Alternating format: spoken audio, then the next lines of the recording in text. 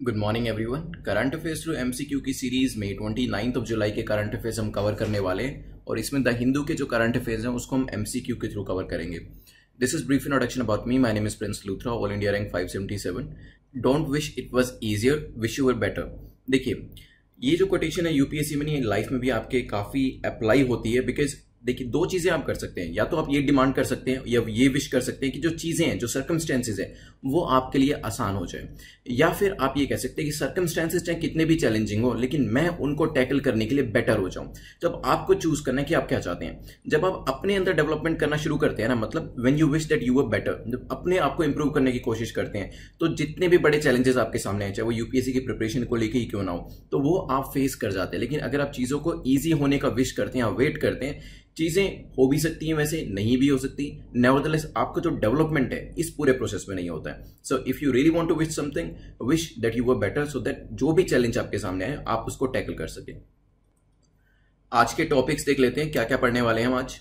तो सबसे पहले हम देखेंगे आर्टिकल 174 के बारे में, टेस्ट ऑफ मेजोरिटी के ऊपर भी एक एमसीक्यू है। Then joint economic trade committee के ऊपर भी एक एमसीक्यू है। जीआई सर्टिफिकेशन के ऊपर भी हम देखेंगे क्या है, आरबीआई के बारे में पढ़ेंगे।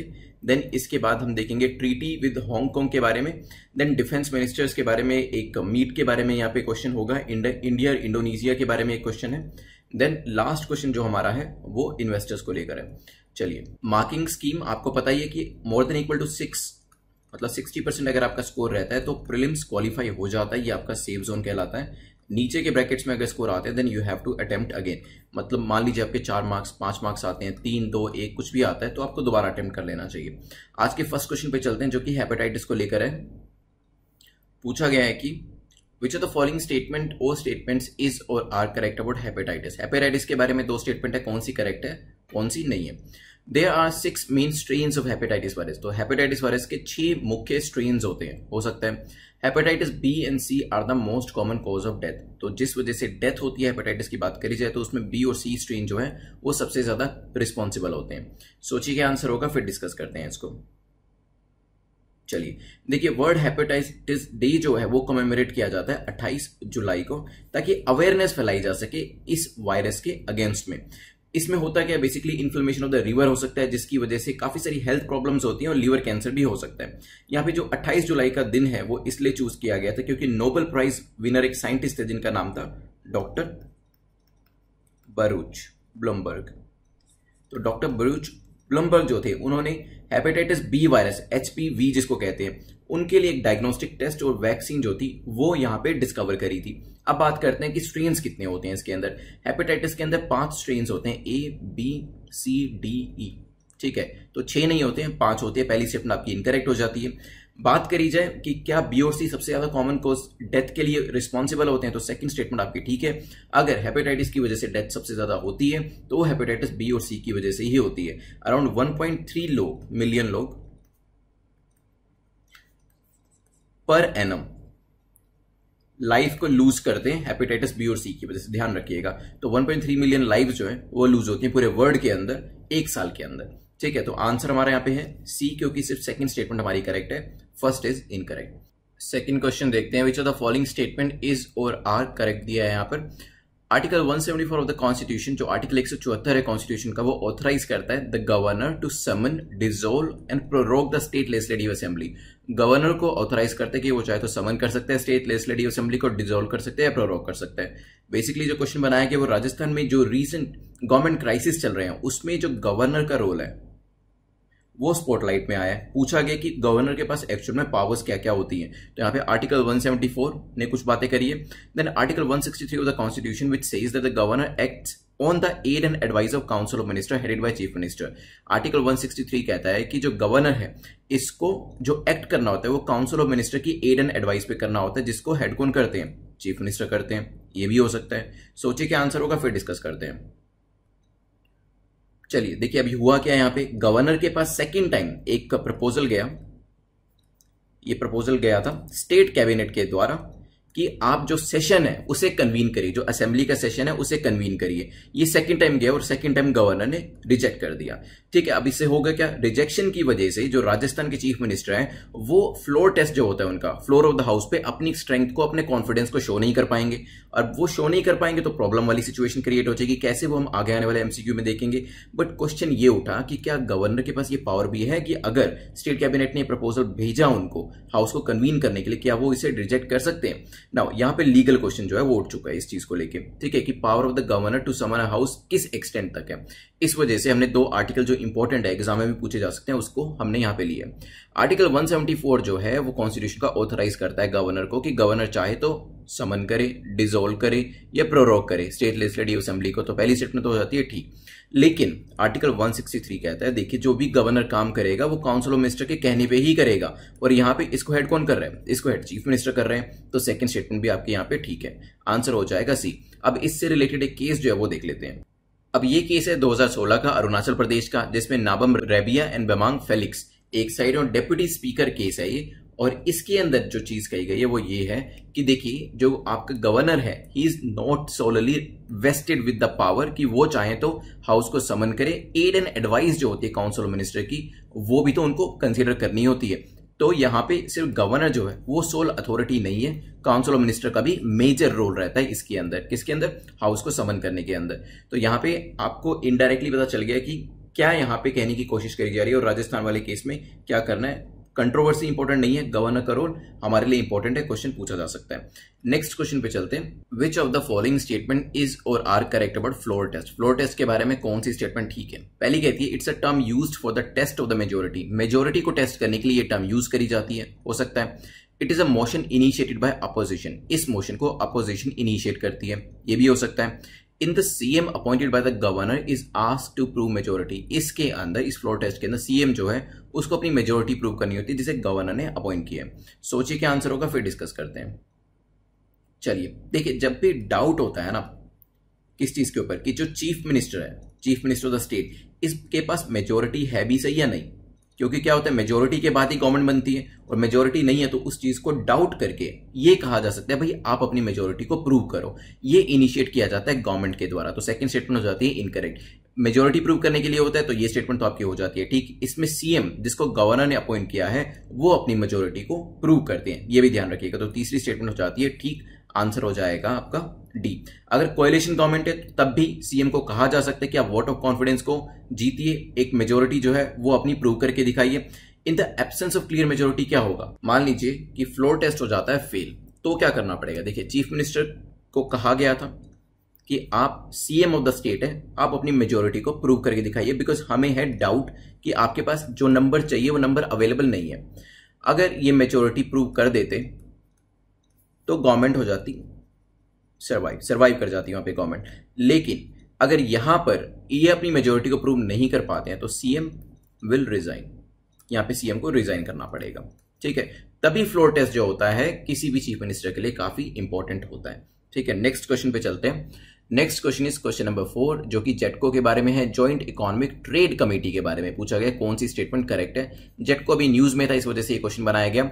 It provides a forum to UK companies to enhance their links and develop new partnership with India business and decision makers. तो ये एक तरीके का फोरम प्रोवाइड करता है यूके कंपनीज को ताकि इंडियंस के साथ वो अपने लिंकेजेस को इंक्रीज कर पाए, ठीक है। हो सकता है गवर्नमेंट टू गवर्नमेंट नेगोशिएशन इसके अंदर होती है which address issues of market liberalisation and market access then conduct through the JETCO process. तो ये जो various liberalisation and market access की बात करी जा रही है ये जेटको प्रोसेस के थ्रू किया जाता है, ये भी हो सकता है।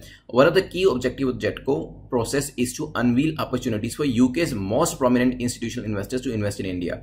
तो जेटको प्रोसेस के अंदर जो सबसे इंपॉर्टेंट चीज जो यहाँ पे अनवील करी जाती है कि जो यूके के इन्वेस्टर्स है वो इंडिया में कैसे इन्वेस्ट करें, इसके बारे में पूरी बात करी जाती है। सोचिए क्या आंसर होगा, फिर डिस्कस करते हैं। चलिए देखिए, जेटको अभी न्यूज में था क्योंकि यूके इंडिया जो है अपनी ट्रेड टाइज को इंक्रीज करने की बात कर रहे हैं। तो यहाँ पे जेटको जो है वो काफी इंपॉर्टेंट रोल प्ले करेगा दोनों के बीच की पार्टनरशिप को इंक्रीज करने के लिए। तो पहली स्टेटमेंट ठीक है, यूके के जो इन्वेस्टर्स हैं वो इंडिया में इन्वेस्ट कर पाएंगे, ये भी स्टेटमेंट ठीक है। और जेटको प्रोसेस को यूज किया जाएगा वेरियस नेगोशिएशंस के लिए एंड मार्केट एक्सेस के लिए, तो ये स्टेटमेंट भी आपकी ठीक है, आंसर हो जाएगा सी। चलते हैं नेक्स्ट क्वेश्चन के ऊपर। नेक्स्ट क्वेश्चन बात करते हैं जीआई टैग के बारे में। पूछा गया जीआई टैग के बारे में कौन सी स्टेटमेंट करेक्ट है, कौन सा कथन आपका सही है। पहली स्टेटमेंट कहती है GI certification establishes specific geographical origin. GI certification जो होता है वो ये बताता है कि कोई भी कमोडिटी जिसको ये मिला है उसका एक पर्टिकुलर ज्योग्राफिक ओरिजिन है, हो सकता है। GI certification establish certain unique qualities, कुछ यूनिक क्वालिटीज को भी ये जो जीआई सर्टिफिकेशन है सर्टिफाई करता है। सोचिए क्या आंसर होगा, फिर देखेंगे इसको। चलिए, तो यूनियन गवर्नमेंट ने अभी एक सर्टिफिकेट ऑफ जीआई जो है रजिस्ट्रेशन इशू किया है, किस चीज के लिए? सैफरन के लिए। कश्मीर वैली के सैफरन के लिए यूनियन गवर्नमेंट ने कहा है कि एक सर्टिफिकेशन और ज्योग्राफिकल इंडिकेशन रजिस्ट्रेशन जो है वो दिया जाएगा यहां पे। और इससे होगा क्या, कश्मीर सैफरन जो है वैसे भी काफी प्रोमिनेंट है, एक्सपोर्ट भी इसका काफी किया जाता है। फार्मर्स को बेटर प्राइस जो है, बेटर रेम्यूनरेटिव प्राइस जो ऑलरेडी मिलता है, उसके अलावा फर्दर बेटर प्राइस उनको मिलना शुरू हो जाएगा जब ये जीआई टैग इसको मिल जाता है। साथ में ही बहुत से लोग एडल्टरेशन करते हैं कश्मीर सैफरन के नाम पे, वो चीज भी काफी हद तक रुक जाएगी इसके बाद। यहां पे ज्योग्राफिकल इंडिकेशन से पता ही चलता है कि ज्योग्राफी की बात करी जा रही है, तो यहां पे ज्योग्राफिक ओरिजिन तो उस प्रोडक्ट का बताएगा ही बताएगा, तो पहली स्टेटमेंट हो जाती है ठीक। साथ में ही सर्टेन यूनिक क्वालिटीज जो होती हैं, जीआई सर्टिफिकेशन जो है वो बताता है प्रोडक्ट के बारे में, ठीक है। तो यहां पे दो चीजें बताई जाती हैं, एक तो ज्योग्राफिकल ओरिजिन किसी भी प्रोडक्ट का और उसकी यूनिक क्वालिटीज। तो दोनों स्टेटमेंट्स ठीक होने की वजह से आंसर हो जाएगा आपका सी। बैकग्राउंड मैंने आपको बता ही दी है कि क्यों ये न्यूज में था। कश्मीर सैफरन की बात करी जाए तो 1600 मीटर की ऊंचाई पे ये उगाया जाता है, स्टीप डिक्लाइन होता है वहां पे जहां प्रोड्यूस किया जाता है, और यहाँ पे अराउंड 5.6 टन जो था 2018 में लास्ट हमने जो प्रोड्यूस किया था उसका फिगर हमारे पास अवेलेबल है। लैंड अंडर सैफरन कल्टीवेशन जो होती है वो अभी धीरे धीरे कम हो रही है, जैसे अभी 3715 हेक्टेयर थी 2009-10 की बात करी जाए, और यही चीज अगर हम 1996 की बात करें तो ये एरिया अवेलेबल था 5707 हेक्टेयर। तो जो लैंड अवेलेबिलिटी है वो भी काफी कम कर दी गई है। नेक्स्ट क्वेश्चन पे चलते हैं। जो स्पेक्ट्रम मॉडर्न इंडियन हिस्ट्री जिसको हमने पूरी बुक को एमसीक्यू के थ्रू कवर किया, उसका लिंक नीचे डिस्क्रिप्शन में दिया गया, वहां से आप इसे ट्राई कर सकते हैं। चलते हैं नेक्स्ट क्वेश्चन के ऊपर, विच इज क्वेश्चन नंबर 6। पूछ रहा है with which country RBI has sign an agreement for extending $400 million currency swap. Currency swap क्या है ये तो देखेंगे, बट पहले आरबीआई ने किस कंट्री के साथ अभी ये एक्सटेंड किया 400 मिलियन का करेंसी स्वैप? क्या भूटान के साथ, म्यांमार, बांग्लादेश, श्रीलंका? सोचिए चारों में से क्या होगा, फिर डिस्कस करेंगे। चलिए, तो आरबीआई ने जो साइन किया है एग्रीमेंट $400 मिलियन करेंसी स्वैप का, एक ये फैसिलिटी जो है ये प्रोवाइड करी जाएगी किसको? श्रीलंका को। इससे होगा क्या, बेसिकली श्रीलंका के जो फॉरेन रिजर्व्स हैं उनको बूस्टअप किया जाएगा, एक तरीके से फाइनेंशियल स्टेबिलिटी जो है वो आएगी वहां पर, और कोविड-19 की वजह से जो श्रीलंका को नुकसान हुआ है वो कहीं ना कहीं हेल्प मिलेगी उसको ओवरकम करने के लिए। तो आंसर तो हमारा हो जाएगा डी। अब देखेंगे क्या क्या चीजें करी जा रही हैं। अग्रीमेंट जो हुआ है श्रीलंका और आरबीआई के बीच में हुआ है, और ये south Asia association for regional cooperation framework जो है उसके अंडर किया गया। आरबीआई ने सिमिलरली ऑफर किया है स्वैप लाइंस किसको? सेंट्रल बैंक इन सार्क रीजन को, जहां पे कॉर्पस रहेगा $2 बिलियन का, ये भी ध्यान रखिएगा। इसके अलावा जो ये फैसिलिटी है ओरिजिनली ऑपरेशन में आई थी कब? 2012 के अंदर। तो ये जो चीजें मेंस के हिसाब से इंपॉर्टेंट है, लेकिन अभी इंपॉर्टेंट चीज समझने वाली है कि ये स्वैप होता क्या है। देखिए, इसमें होगा क्या, आरबीआई है और फिर श्रीलंका है। तो आरबीआई जो है यहां पर $400 मिलियन दे रहा है श्रीलंका को। श्रीलंका इतना ही अमाउंट अपनी करेंसी में आरबीआई को देगा। बेसिकली होगा क्या, ये जो करेंसी स्वैप किया जाता है अपने फॉरेन रिजर्व्स को बूस्ट अप करने के लिए किया जाता है। यहां पे ये चीज भी कही जाती है कि इन नेक्स्ट 2 इयर्स या इससे ज्यादा के टाइम में हम लोग ये जो करेंसी आपको दी है तो आप हमें $400 मिलियन वापस कर देंगे, हम आपकी जो करेंसी आपने हमें दी है वो वापस कर देंगे। लेकिन श्रीलंका के केस में यूजुअली 2 साल या इससे कम का टाइम होता है, ये 2 साल से ज्यादा का टाइम है। हमने मतलब नंबर ऑफ ईयर्स जो है श्रीलंका को पैसे लौटाने के लिए वो काफी ज्यादा दिए। होगा क्या, देखिए अभी हमने ये जो स्वैप किया है, जो ये $400 मिलियन दिए, ये प्रेजेंट जो हमारी फॉरेन एक्सचेंज रेट चल रही है उस पर दिए। लेकिन मान लीजिए कि श्रीलंका 3 साल बाद हमें ये पैसा देता है, तब फॉरेन एक्सचेंज रेट कैसी भी हो, उसमें कितना भी उतार चढ़ाव आया हो, हम श्रीलंका से उतना ही पैसा वापस लेंगे जितना अभी किया गया। तो फ्लक्चुएशंस जो होंगी रेट के अंदर उसको अकाउंट फॉर नहीं किया जाएगा। और यही सबसे बड़ा एडवांटेज रहेगा श्रीलंका के लिए कि किसी भी तरीके का फ्लक्चुएशन अगर करेंसी के अंदर आता है तो उसका खामियाजा या उसका कोई भी नेगेटिव इंपैक्ट जो होगा वो श्रीलंका को बियर नहीं करना पड़ेगा। देन देखते हैं बेनिफिट्स क्या होते हैं। देखिए बेनिफिट्स मैंने आपको बता ही दिए। एक्सचेंज रेट का जो बेनिफिट है वही सबसे बड़ा बेनिफिट है। एक्सचेंज रेट में जो भी चेंज आता है यहां पे श्रीलंका को बियर उसको करने की जरूरत नहीं है। जो पैसा लिया है 3 साल के बाद वही वापस कर दो। तो यहां पे नेक्स्ट क्वेश्चन पे चलते हैं, विच इज क्वेश्चन नंबर 7। पूछा गया विच of the following country has suspended extradition treaty with Hong Kong. Hong Kong के साथ काफी सारी कंट्रीज जो है अपनी एक्स्ट्राडिशन ट्रीटी को सस्पेंड कर रही हैं। रीजन उसके काफी सारे हैं ये सस्पेंड करने के, लेकिन मेजर रीजन यही है क्योंकि अभी रिसेंटली चाइना ने अपना एक न्यू सिक्योरिटी लॉ इंट्रोड्यूस किया है और ये जो है अपोज किया जा रहा है काफी सारी कंट्रीज के द्वारा। तो क्या यूके ने सस्पेंड किया है, ऑस्ट्रेलिया, कनाडा? सोचिए क्या आंसर होगा, फिर डिस्कस करेंगे। चलिए देखिए सबसे पहले तो एक्स्ट्राडिशन समझ लीजिए। आपको पता है कि मान लीजिए ये एक कंट्री है चाइना और ये दूसरी कंट्री है ऑस्ट्रेलिया। अगर ऑस्ट्रेलिया में कोई इंडिविजुअल ऐसा है जो क्राइम करके चाइना में चला गया और ऑस्ट्रेलिया को पता है कि वो चाइना में छुपा हुआ है, तो वो चाइनीज अथॉरिटी से रिक्वेस्ट कर सकते हैं कि आप इस बंदे को एक्स्ट्राडाइट करिए, मतलब सरेंडर करवा के हमारे यहाँ पे वापस भेजिए क्योंकि ये XYZ क्राइम करके हमारे यहाँ से फरार हुआ है। ठीक है, और ऐसा एक्स्ट्राडिशन ट्रीटी के अंदर किया भी जाता है। लेकिन यहां पे सस्पेंशन के बाद ये सब जो क्लॉजेज है वो अप्लाई नहीं होंगे। तो यहां पे बात करी जा रही है कि किस किस कंट्री ने ये सस्पेंड किया है। तो यहां पे यूके ने ये सस्पेंड किया है, कुछ दिन पहले हमने डिस्कस किया, तो ऑस्ट्रेलिया ने भी किया है और कनाडा ने भी किया है। तो तीनों कंट्रीज ने सस्पेंड किया है ये एक्स्ट्राडिशन का जो लॉ हुआ करता था। तो आंसर हो जाएगा D is the correct answer. तो यहां पे नेक्स्ट क्वेश्चन पे चलते हैं। लोकेशन देख सकते हैं आप। क्वेश्चन नंबर 8 देख लेते हैं। Recently India has held a defence ministers dialogue with which of the following country. तो इंडिया ने ये जो डिफेंस मिनिस्टर्स डायलॉग है किस कंट्री के साथ किया है? जापान के साथ, मलेशिया, इंडोनेशिया, श्रीलंका? सोचिए क्या आंसर होगा, फिर डिस्कस करते हैं। चलिए रिसेंटली दिल्ली में इसे ऑर्गेनाइज किया गया था और ये किया गया है किस किस के साथ? ये किया गया इंडिया और इंडोनेशिया के बीच में। इंडोनेशियन डिफेंस मिनिस्टर जिनका नाम है प्रबोवो सुबिनातो, वो इंडिया में आए थे और चाह रहे हैं कि स्ट्रेंथन करें अपने टाइज को इंडिया के साथ, खास तौर पे क्योंकि हम उनके मैरीटाइम नेबर हैं और वो चाहते हैं कि ये जो टाइज है इंक्रीज करी जाए एक दूसरी कंट्रीज के साथ। तो यहाँ पे हमारा जो आंसर होगा वो होगा सी, इंडोनेशिया के साथ हम अपनी जो हमारी टाइज है हम उसको इंप्रूव करना चाह रहे हैं। So C is the correct answer. Indonesia की लोकेशन देख लीजिए, आसपास कौन कौन से कुछ और चीजें जो डिस्कस करी गई इस डिफेंस मिनिस्टर्स मीट के अंदर वो थे, जैसे कि ब्रह्मोस के एक्सपोर्ट के ऊपर बात करी गई। ब्रह्मोस जो है हो सकता है आगे आने वाले टाइम में हम इंडोनेशिया को एक्सपोर्ट करें, इससे हमारी मैरीटाइम सिक्योरिटी कोऑपरेशन भी इंक्रीज होगी।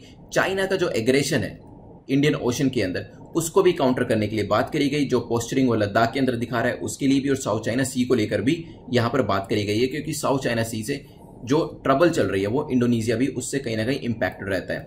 देन उन्होंने दोनों ही कंट्रीज ने पीस एंड सिक्योरिटी की बात करी, प्रोस्पेरिटी की बात करी और इंडो पैसिफिक रीजन की बात करी। देखिए ये जो सारे पॉइंट्स हैं ये हैं आपके मेंस के लिए इंपॉर्टेंट। अगर क्वेश्चन आता है इंडोनेशिया रिलेशन के ऊपर तो मेंस में यही सारे पॉइंट्स आपको लिखने पड़ेंगे। बट फिलहाल के लिए जो चीजें हमने डिस्कस करी प्रीलिम्स के लिए इंपॉर्टेंट है। एक चीज और देख लेते हैं क्वेश्चन नंबर 9 के अंदर, which of the following exercise is और are conducted between India and Indonesia. तो इंडिया और इंडोनेशिया आपस में कौन कौन सी एक्सरसाइज करते हैं? क्या गरुड़ शक्ति करते हैं, समुद्र शक्ति करते हैं, सूर्य किरण करते हैं? सोचिए क्या आंसर होगा, फिर डिस्कस करेंगे।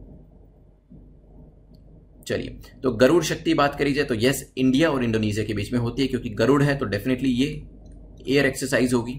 ठीक है, समुद्र शक्ति तो ये नेवल एक्सरसाइज होगी, ये भी करते हैं। सूर्य किरण जो है वो नहीं करते क्योंकि सूर्य किरण हम करते हैं नेपाल के साथ। आंसर हमारा हो जाएगा B is the correct answer. कुछ और एक्सरसाइजेज हैं ये देख लीजिएगा, इनके नाम आपको पता होने चाहिए। नेचर ऑफ द एक्सरसाइज आपको पता हो या ना हो, लेकिन किस कंट्री के साथ करी जा रही है उसके बारे में जानकारी होनी चाहिए। चलते हैं नेक्स्ट क्वेश्चन के ऊपर। क्वेश्चन नंबर 10 क्या कह रहा है? Which of the following statement is और आर करेक्ट। दो स्टेटमेंट्स दे रखी है, डिस्कस करते हैं। पहली कहती है investors from countries that are not covered by revised FDI new policy only have to inform RBI. अगर ऐसे देश जो कि या फिर ऐसे इन्वेस्टर्स जो कि ऐसी कंट्री से आते हैं जिन पे न्यू एफडीआई पॉलिसी लागू नहीं होती है वो सीधे ही यहां पे इन्वेस्ट कर सकते हैं, उनको सिर्फ आरबीआई को इन्फॉर्म करना पड़ेगा। हो सकता है countries share border with India will have to come through the government route. Countries ऐसी जो इंडिया के बॉर्डर को टच करती हैं उन्हें गवर्नमेंट को इन एडवांस बताना पड़ेगा अगर वो इंडिया में इन्वेस्ट करना चाहते हैं तो। देखिए इनडायरेक्टली ये क्वेश्चन पहले भी पूछा जा चुका है, रिवाइज करने के लिए डाला गया है, कुछ नया पॉइंट भी इसके अंदर है। सोचिए क्या आंसर होगा, वहां की एक्सप्लेनेशन अगर आपको याद है जो 2-3 दिन पहले हमने डिस्कस किया था तो आप इसका सही आंसर कर पाएंगे। सोचिए। चलिए देखिए यहां पे आपको पता है रिसेंटली जो हमारे FDI नॉर्म्स थे हमने उसको रिवाइज किया, क्योंकि पहले क्या होता था कोई भी जो इन्वेस्टर्स थे वो इंडिया के अंदर आके इन्वेस्ट कर सकते थे, ज्यादा यहाँ पे हमने कुछ ऐसे रूल्स और रेगुलेशन नहीं लगाए थे, काफी लिबरलाइज सा हमारा सिस्टम था। लेकिन देखा गया रिसेंट टाइम में कि चाइना जो है वो हमारी काफी सारी जो कंपनीज हैं उनमें अपनी इन्वेस्टमेंट को बढ़ा रहा है और कई बार तो टेक ओवर भी कर रहा है। तो इस चीज से बचने के लिए हमने क्या किया, नेबरिंग कंट्रीज के ऊपर एक क्लोज लगाया कि आपको गवर्नमेंट रूट के थ्रू ही आना पड़ेगा। और लास्ट टाइम हमने देखा था ministry of external affair, ministry of home जो है उसकी एप्लीकेशन को स्क्रूटनाइज करेगी। ठीक है, ये रीजन यही है। देखिए आप कह रहे हैं कि नेबर्स को तो अच्छा ट्रीटमेंट देना चाहिए, तो हम नेबर्स के लिए क्यों स्ट्रिंजेंट बना रहे हैं? देखिए क्योंकि आप अपने नेबर्स जो है उसको चूज नहीं करते हैं और अपने नेबर्स को चेंज भी नहीं कर सकते। आपका जो नेबर है वो वही रहेगा। इस वजह से उनको लेकर हमें ज्यादा चिंता करने की जरूरत है कि वो ऐसा कोई स्टेप ना ले ले जिससे इंडिया को फ्यूचर में नुकसान हो। इस वजह से जो क्लॉजेज है वो स्ट्रिंजेंट करे गए हैं उनके लिए। बाकी कंट्रीज जो है वो सिर्फ RBI को इन्फॉर्म भी करेंगी तो चलेगा। तो दोनों ही स्टेटमेंट ठीक है, हमारी आंसर हमारा हो जाएगा C। तो हमारे 10 क्वेश्चन कंप्लीट होते हैं। क्वेश्चन ऑफ द डे में आपको बता देता हूं, फिर हम रिवाइज करेंगे। क्वेश्चन ऑफ द डे में आप कमेंट सेक्शन में बताइएगा लमिती एक्सरसाइज हम किस कंट्री के साथ करते हैं, ये आप मुझे कमेंट सेक्शन में बताइएगा। अब रिवीजन मिस नहीं करना है, विद इन 2 मिनट्स में हम करेंगे। फर्स्ट रिवीजन है ये आपकी, सेकंड रिवीजन रात को सोने से पहले करिएगा, थर्ड रिवीजन जो है नेक्स्ट डे आप मॉर्निंग में करिएगा। चलिए डिस्कस करते हैं। तो सबसे पहले हमने देखा था हेपेटाइटिस के बारे में, कितने मेजर स्ट्रेन्स होते हैं इसके, 5 मेन स्ट्रेन्स होते हैं A, B, C, D, E, और जिसमें B और C जो है सबसे डेंजरस होता है। 1.3 मिलियन लाइव्स हम लूज करते हैं every year because of hepatitis B and hepatitis C। 28 जुलाई ये हेपेटाइटिस डे है, कोमेमोरेट करते हैं इसको। और यहाँ पे इसी दिन को चूज करने का रीजन यही था क्योंकि साइंटिस्ट डॉक्टर ब्रूच ब्लूमबर्ग ने एक HBV को, हेपेटाइटिस B वायरस की जो वैक्सीन थी उसको डिस्कवर किया था। देन हमने नेक्स्ट देखा था आर्टिकल 174, राजस्थान का पूरा इश्यू था। गवर्नर के पास आखिर पावर कितनी है इसके बारे में बात करी गई थी। 174 कहता है गवर्नर समन कर सकता है, डिसॉल्व कर सकता है, प्रोरोग कर सकता है लेजिस्लेटिव असेंबली को। बट आर्टिकल 163 कहता है देखिए ये चीजें कर लीजिए लेकिन यहां पे काउंसिल ऑफ मिनिस्टर्स की एड और एडवाइस से ही करिएगा, चीफ मिनिस्टर जिसके हेड होंगे। अदरवाइज आपकी पावर कोई एब्सोल्यूट पावर नहीं है। यहां पे एक केस की भी बात करी थी 2016 में सुप्रीम कोर्ट, इन नेबाम रेबिया केस में भी यही चीज कही थी कि सोलली जो पावर है it is not vested in governor. Governor जो है काउंसिल ऑफ मिनिस्टर्स की एड और एडवाइस से ही काम करेगा। तो यहां पे देखते हैं फ्यूचर में क्या नई चीज निकल के आती है।